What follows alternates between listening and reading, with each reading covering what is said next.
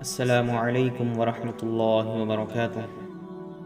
نحمده ونصلی علی رسول الکریم، اما بعد فاعوذ باللہ من الشیطان الرجیم، بسم اللہ الرحمن الرحیم۔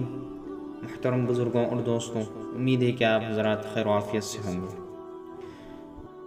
جیسا کہ آپ حضرات جانتے ہیں کہ آج کے جو ماحول ہے اس میں ہر انسان کہیں نہ کہیں الجھا ہوا ہے، اپنے اپنے کاموں کو لے کر، اپنے اپنے گھروں کے ٹینشنوں کے لے کر، اور اپنے اپنے دوست و احباب کچھ بھی ہو، کسی نہ کسی تو ٹینشن میں پڑا ہوا ہے۔ یہ سب کیا ہے؟ یہ ہماری اعمال کا نتیجہ ہے، بدعمالیوں کا نتیجہ ہے۔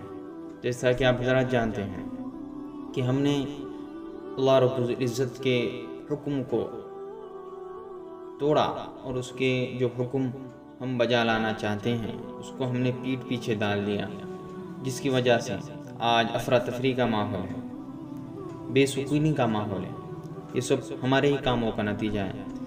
کسی سے کہیں کہ چلیں بھائی نماز کی طرف چلیں تو کہتے ہیں کاروبار کا وقت ہے، کچھ اور وقت میں آ جاؤں گا انشاءاللہ۔ یہ بات نہیں کہ جی ہمارے کاروبار بڑے ہیں، دنیا کے کام بڑے ہیں، ہم گناہوں سے کیسے بچیں؟ تو میں ان کو بتانا چاہتا ہوں کہ ایسے بندے بھی دنیا میں گزرے ہیں کہ جو مال و دولت کے بڑے خزانے والے تھے، مگر اللہ کے ہاں بھی بڑے بڑے درجے والے تھے۔ اسی پر ایک واقعہ سن لیجئے کہ حضرت خواجہ قطب الدین بختیار کاکی رحمۃ اللہ علیہ کہ جب انتقال ہوا تو آپ کا جنازہ ایک بڑے میدان میں لایا گیا، جہاں تک نظر جاتی اتنے لوگ تھے اس میدان میں۔ جنازہ رکھا گیا کہ ایک بندے نے کہا حضرت نے وصیت فرمائی تھی، میں وہ وصیت پڑھ کر سناتا ہوں۔ وصیت کیا تھی؟ اس بندے نے کہا حضرت نے وصیت فرمائی تھی کہ میرا جنازہ وہ شخص پڑھائے، نمبر 1 کہ اس کی زندگی میں کبھی تکبیر اولا قضا نہ ہوئی ہو، وہ شخص جنازہ پڑھائے۔ اللہ اکبر۔ جو تکبیر کہتے ہیں نماز سے پہلے، اس وقت وہ مسجد میں حاضر ہو، یہاں مؤذن کے ساتھ کھڑا ہو۔ اور نمبر 2 شرط کیا تھی؟ کہ اس کی زندگی میں تہجد کی نماز کبھی قضا نہ ہوئی ہو۔ اور تیسری شرط یہ تھی کہ اتنا عبادت گزار کہ اس کی عصر کی سنت غیر موقتہ بھی کبھی قضا نہ ہوئی ہو۔ اللہ اکبر۔ اور نمبر 4 اس کی کبھی غیر محرم عورت پر بری نظر نہ پڑی ہو۔ یہ 4 خوبیاں جس میں ہو وہ شخص میرا نماز جنازہ پڑھائے۔ اللہ اکبر۔ جب یہ اعلان ہوا تو مجموعے کو تو سانپ سونگھ گیا ہو، سب طرف خاموش۔ کون تھا جو آگے بڑھتا اور کہتا کہ میرے اندر یہ 4 خوبیاں ہیں؟ لوگ پریشان تھے کہ حضرت کا جنازہ کون پڑھائے۔ کچھ دیر کے بعد ایک آدمی اس مجموعے سے اٹھا، رو رہا تھا، ہلو ہلو آگے بڑھا اور حضرت کے جنازے کے قریب پہنچا اور کپڑا کفن کا ہٹایا اور حضرت سے کہا کہ حضرت آپ تو فوت ہو گئے، آپ نے مجھے رسوا کر دیا، آپ فوت ہو گئے پر آپ نے مجھے رسوا کر دیا، میرا راز آپ نے کھول دیا۔ پھر اس شخص نے، غور سے سنیں، مجموعے کے سامنے اللہ کو حاضر و ناظر جان کر قسم اٹھائی اور کہا میرے اندر یہ 4 خوبیاں موجود ہیں۔ سبحان اللہ۔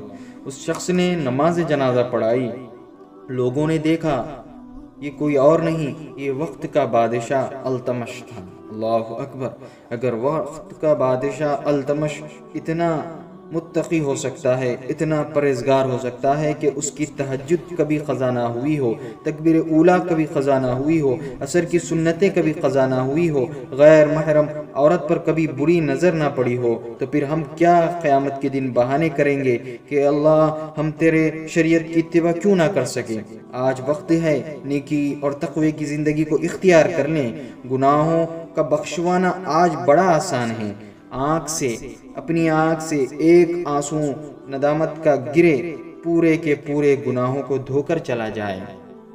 سمجھ رہے ہیں؟ اس لیے ہمیں چاہیے کہ ہم جو آج اپنے دلوں میں یہ عہد کر لیں کہ اے اللہ آج کے بعد ہم نیکوکاری اور تقوی کی زندگی گزاریں گے اور گناہوں سے ہم جان چھڑائیں گے، ورنہ سچی بات تو یہ ہے کہ جو ہماری زندگی جو ہم نے اب تک گزاری چکی ہے، اگر اس کو ہم لے کر اللہ کے سامنے چلے جائے اور قیامت کے دن اللہ تعالی ہمیں چوائس دے دیا کہ میرے بندے یہ جو یا تو خود جہنم میں چلے جاؤ، یا ہم تمہاری زندگی کی ویڈیو جو ہم لے کر اب تک گزارے ہیں، اگر یہ ویڈیو ہم تمہارے باپ کو دکھائیں، تمہارے استاد کو دکھائیں، تمہارے بڑوں کو دکھائیں، تمہارے دوستوں کو دکھائیں، بیوی کو کہیں کہ تمہاری ویڈیو تمہارے خاوند کو دکھائیں، خاوند کو کہیں کہ اللہ کہیں کہ تمہاری ویڈیو تمہارے بچوں کو دکھائے، تمہارے بیوی کو دکھائے، بیٹی کو کہے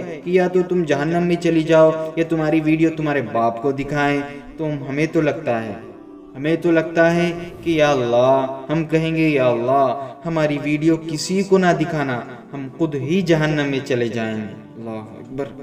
اگر ایسی زندگی گزار چکے ہیں تو آج وقت ہے کہ ہم سچی توبہ کر کے اس ویڈیو کو ختم کر کے ایک نئی نیکوکاری کی زندگی گزار کر دل میں پکا ارادہ کر لیں کہ اے اللہ رب العزت، ہم نے اب تک جو زندگی گزاری ہے ہم آج اس سے بیزار ہو کر اب تیری طرف لوٹنا چاہتے ہیں، اور تجھ سے لپٹ کر تجھ کے تیرے سامنے عاجزی ہو کر سجدہ ریز ہو کر تجھ سے معافی مانگتے ہیں۔ ایک آنسو بھی اگر نکل جائے تو ہم نے جتنے بھی گناہ کیے ہیں اس کے لیے کافی ہے۔